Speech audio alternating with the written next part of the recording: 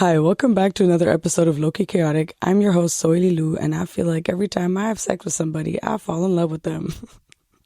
And that is the topic of today's episode. I feel like since I feel this way, a lot of other people probably feel this way too. So I wanted to just have a conversation about this with you guys and understand y'all's perspectives and why you think it happens or it doesn't happen. And maybe I also sound crazy as fuck, but I know it's a more common experience than you'd think it is for plenty of different reasons. And that's what we're going to dive into a little bit later.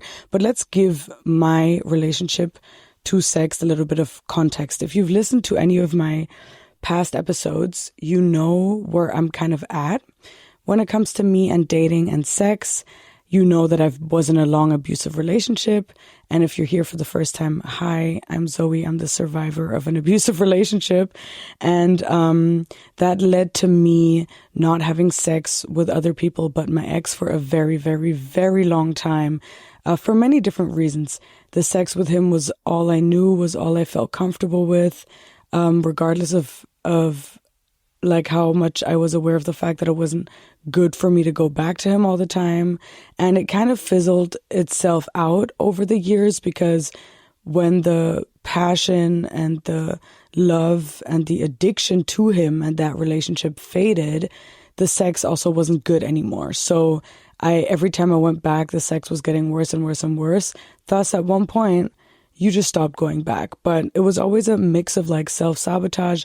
I felt like that was the love I deserved, comfort, habit, and also just having needs and being too afraid to explore those needs and desires with other people. But since last year, I'm finally at a place again where I feel confident enough to explore my desires with people that aren't my ex. I'm yet to still do that properly. Like I've done it with one person since, but that's like a huge deal for me. Like I'm so proud of myself. And I remember also being so scared because there were two moments like in my abusive relationship where we broke up, and there were like moments where I slept with other people, like two times. And both times I started crying. One time I started crying during, and the other time I started crying after because I felt so used and I felt so taken advantage of, and I also was just missing him, and it just made me think about him. And I honestly, I still struggle with the idea of fully engaging with modern hookup culture. I don't think I'm made for it because the thought of like a man just wanting me because he finds me sexy and he wants to come kind of irks me because the objectification behind it is what just gets to me a lot of the time. Like I really wish I could just be someone that's like, hell yeah, we all just want to fuck. Let's all have sex. But I just feel way too used and I feel way too objectified. And I am somebody that needs a connection and that needs to feel seen and safe. And like I'm being perceived and appreciated like a human being. And I mean, a lot of men just don't make you feel that way. You know, they don't give a fuck to find out like what you like to do in bed. All they care about is doing what they've watched on a porn website and then bussing a nut, and that's kind of it. Like, you know what I'm saying? And then that whole aftercare shebang, I'm not even just talking about like cuddling, but like the day after, like I'm someone that 100% I need you to text me. Otherwise I'm going to feel like you just used me. So there's like a lot of things that come with me or that come with like what I need in order to have a pleasant like experience with somebody, especially if it's just a one night stand. So that was kind of the reason why I was abstinent for so incredibly long, because I was just scared. I was scared. I didn't want to feel used. I didn't want to put myself in situations that were just going to make me cry and panic. So I just didn't fuck anyone for so long. And that's why I always went back to my ex, because I knew what was going to happen. I knew how it was going to go. And I just didn't have the courage to try and explore intimacy with any other people. And I had my first ever return to sex with other people than my ex last year. And that was kind of a moment that solidified this whole thing for me of like, every time I sleep with somebody, it makes me have feelings for them, which contributes to me now being kind of nervous about it. Because if you listen to last week's episode, I talk about this guy that I met, that I had a connection with, that I was so excited to potentially hook up with, but turns out he's actually not in an open relationship, but in a closed one.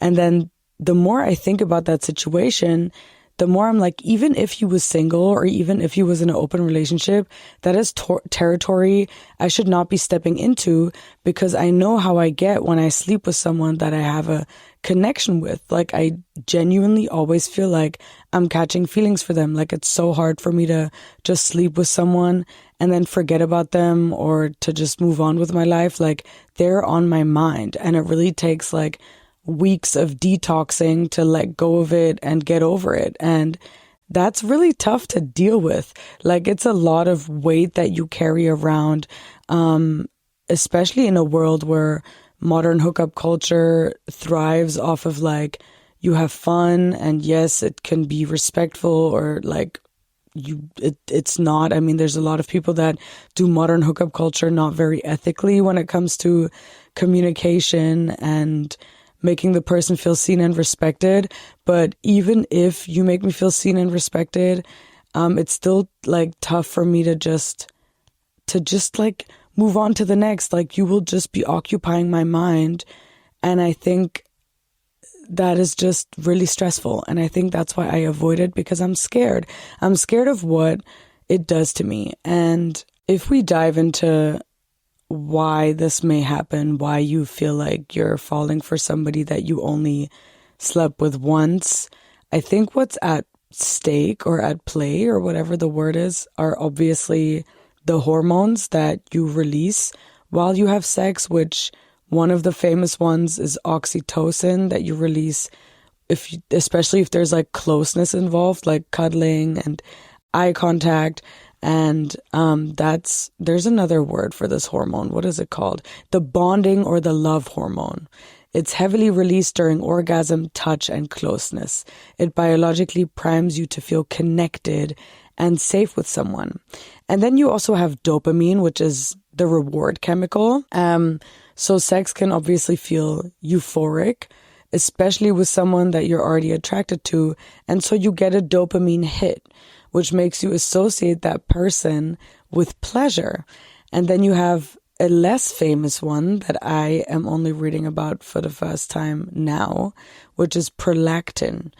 It's involved in post-orgasm relaxation and emotional closeness. And then, of course, you have endorphins, which are known as natural painkillers, and they also create a sense of well-being and comfort. And these chemicals were evolutionary. Oh, fuck, I can't say this word. These chemicals were evolutionarily designed to bond people and originally to support pair bonding and reproduction. But in a modern world, they can trick you into thinking that you're falling in love with somebody. So if we release these hormones while we're having sex, why is it that you still have men always feeling, it always feels like men are the ones that don't give a shit and women are the ones that get their hearts broken, but both people release these hormones while they're having sex. But I guess that might just further go into social conditioning and how men are conditioned to not be super in touch with their emotions, and women are conditioned to always put their needs above everyone, put everyone else's needs above their own. I don't know. But anyways, we can get into that later. So these are the hormones that you release while you're having sex with somebody. And another thing that has an influence on how you react and how you feel after you're intimate with somebody is your attachment style.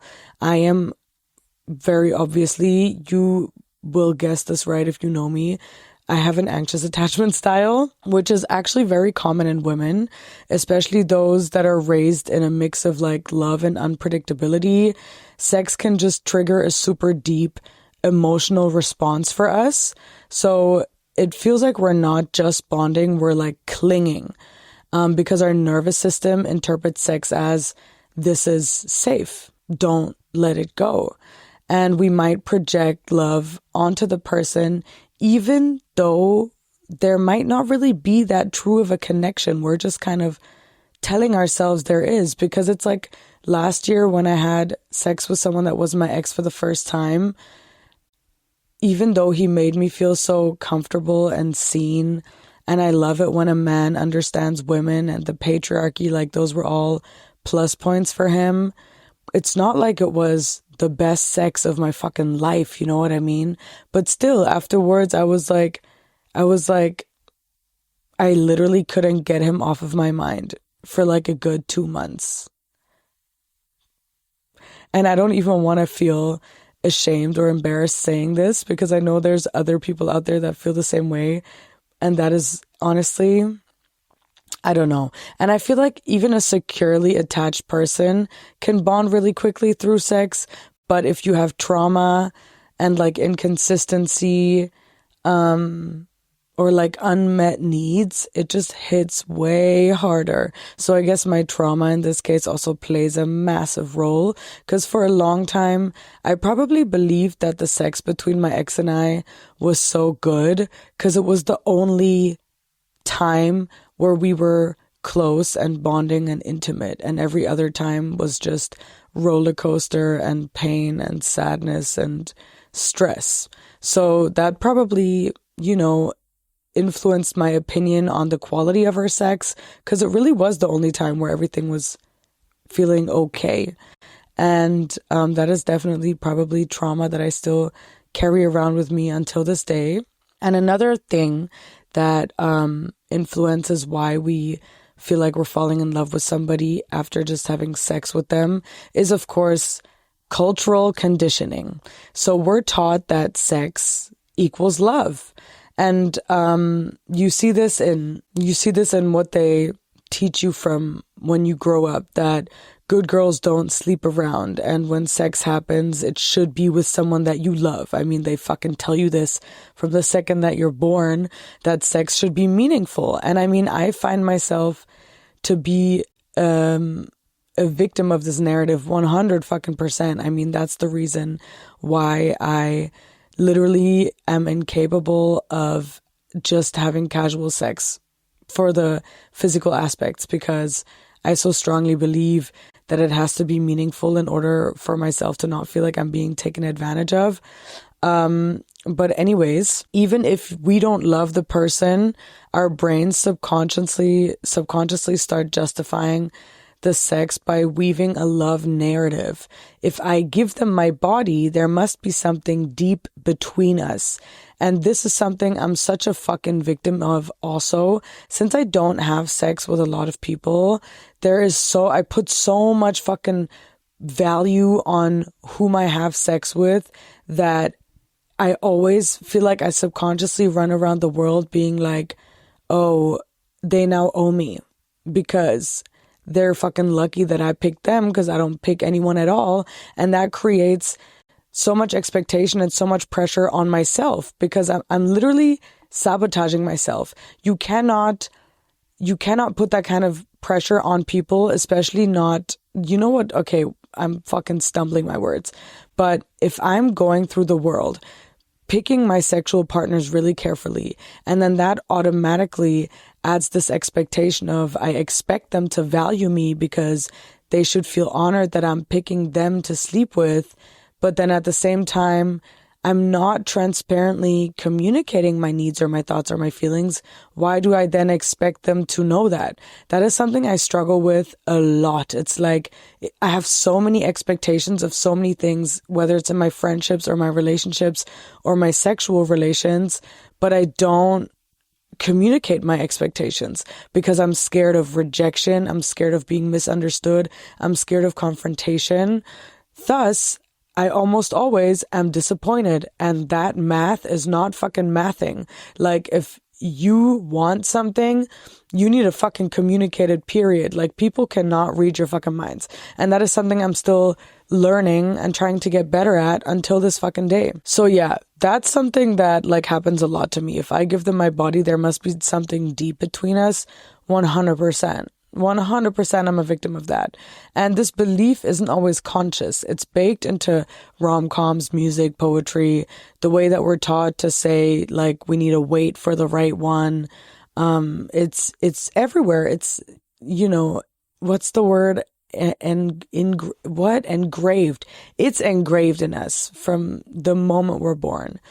I also feel like a lot of us feel like we fall in love when we have sex because we're craving intimacy that's rare in other areas of our lives. Like, sex becomes the only space where we feel seen and desired or connected.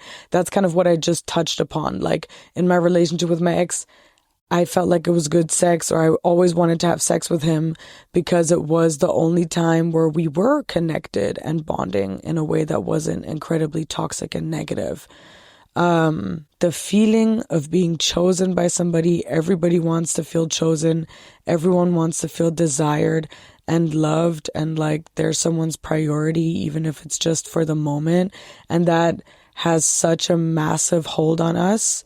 So I think the bottom line is our bodies are like chemically programmed to bond. Our nervous system is seeking stability at all times. The culture that we grew up in taught us to equate sex with meaning, and our hearts are almost always just hungry for connection. And that's why you tell yourself, I think I'm falling in love with the person. And then you wonder, what the fuck?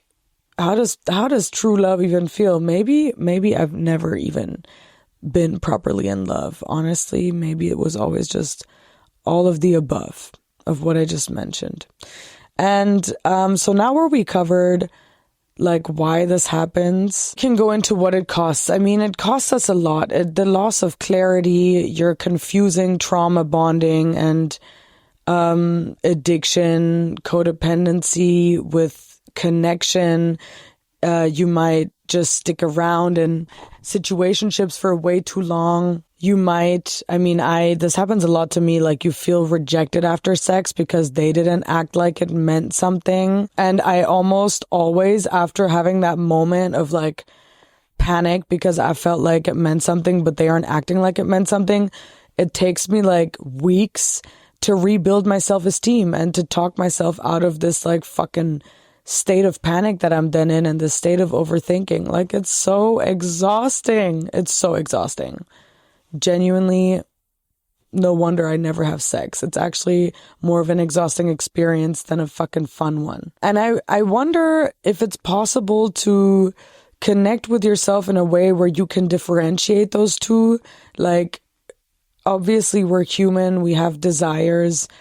Can I get to a place where I'm capable of exploring those desires without falling into these moments of anxiety and panic, and I feel used, and sex means the world to me, and I want it to mean the world to the other person? I don't know. It's kind of annoying because I want to have sex, but I'm scared of the aftermath. I'm scared of the fact that they aren't going to text me the next day. I'm scared of the fact that they're never going to want to see me again. I'm scared of the fact that I'm always the one that's ready to fall in love with somebody else, but no one's like ready to fall in love with me. Then that makes me spiral and makes me think about like, am I not worthy? Why does no one choose me? Why does nobody want to love me? Am I not good enough? Have I not done enough healing? Blah, blah, blah, blah, blah. I mean, it's this entire like panic, like overthinking thought process that is super valid. And I understand why I have these thoughts, but it's just annoying. So I guess in that case, it's easier to avoid being confronted with those feelings than to try and figure them out and deal with them, which is not the right fucking approach. I literally spoke about this in last week's episode. It's so important to learn how to communicate your emotions transparently and how to navigate your desires, it's so important to fucking learn how to do that.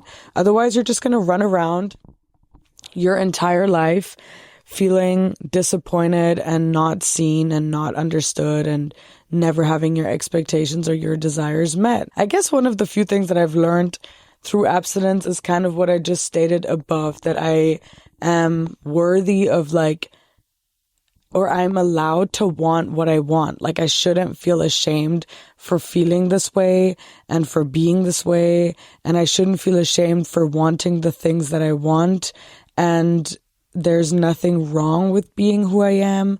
And I'm sure that there are people out there that have compassion and understanding and empathy and respect for who I am and what I desire, but I just need to get better at not being afraid of communicating those things, especially when it comes to what I need from a sexual partner.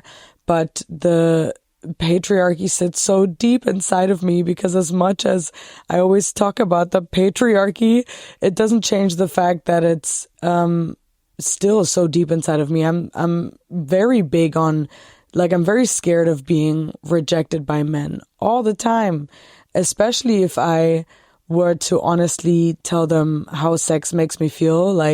I would be so worried that they would be like, oh, well, you're a fucking crazy bitch. Get the fuck out my apartment, which is so insane. And it's also kind of I understand where this fear comes from, but it's kind of stupid, because you need to, first of all, what am I scared of? Rejection is not that fucking deep. Second of all, you need to give people a chance to understand you. If you don't tell them how you feel, you're taking away the chance for them to get where you're coming from, and you're taking away the opportunity for them to actually show you that they understand you and that they respect you and that they see you as a human being and as an equal. You know what I mean? But I feel like I do that a lot. I'm so scared of having honest conversations about what goes on inside of me, because I'm so scared of uncomfortable moments and just the fear of not being chosen and appreciated. So you always just take the safe route, the safe option of pretending you're cool with however the sexual intercourse is going to go. And then there's a guaranteed 3-week suffering afterwards. And I don't want that anymore, at all. But I guess we're kind of drifting away from the actual topic, because yes, everything I said is super valid, but it does not solve the problem that we have with how do we stop falling in love with the people that we are having sex with. I really don't know if there's a solution for that. I guess it's also a time thing. Is it a time thing? I wonder if if I ever were to have another situationship, if it would fizzle itself out. In the first couple of weeks, you're on a complete high and you think you're falling in love with someone, and then you actually get to know them and you're wait a minute, we're just having good sex. That's, I feel definitely an option. But honestly, I don't even want a situationship. I really want to actually fall in love. I really miss love. I have not been in love in 5 years. Literally. And it's funny because there were so many times I had sex once with someone that wasn't my ex last year, and the time before that was in 2019, and the time before that was in 2018. So I need to fucking get the fuck up and fuck somebody, because what is this shit?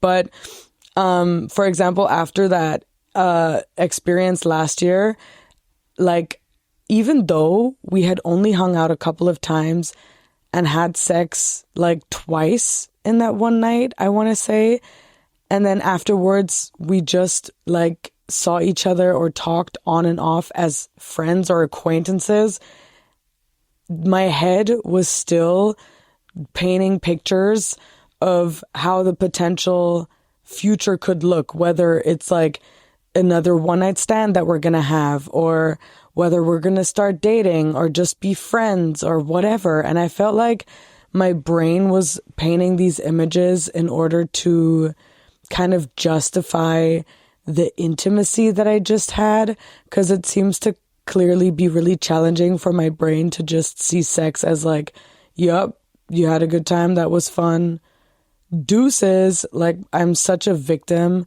of attaching so much meaning to sex. I think I'm like super like addicted, to the fantasy that sex always has to mean something. I think that's probably what I should tackle first. I don't know. I guess we can end this episode on a little closing note that I wrote down earlier. So maybe I stopped having sex not because I didn't want it, but because I wanted clarity more. Because every time I had sex, I fell in love, or at least I thought I did. And it wasn't love, it was oxytocin, hope, loneliness, and fantasy. It was a version of me that kept believing if I gave enough, I'd get love in return. But what I've learned in this space, in the silence, in the stillness, and in the pause, is that I don't need to lose myself to feel close to someone. That desire doesn't always mean devotion. And that love, real love, doesn't confuse you. It doesn't demand your body before it's earned your trust. So maybe abstinence for me isn't about rejection. It's about reconnection with my boundaries, with my truth, and with the kind of love I know I deserve. And until I meet someone who sees my body as something sacred, who sees sex as an extension of something already deep, I'm okay with this. And I struggle saying that last part because am I really okay with it? I don't know. But I feel like honestly, I don't know. I so badly want to be cool. And I so badly want to be capable of just having casual sex. But it's really hard. It's really hard. So I guess that is, that's why I feel like that maybe be the way forward or the answer to everything is that I just need to find somebody who's low-key on the same page as me when it comes to having sex. And with that, we're going to end this episode, my friends. I love you guys. You know where to find me, Lowkey Chaotic Podcast at everywhere.com. And I'm going to see you guys next week. Bye-bye.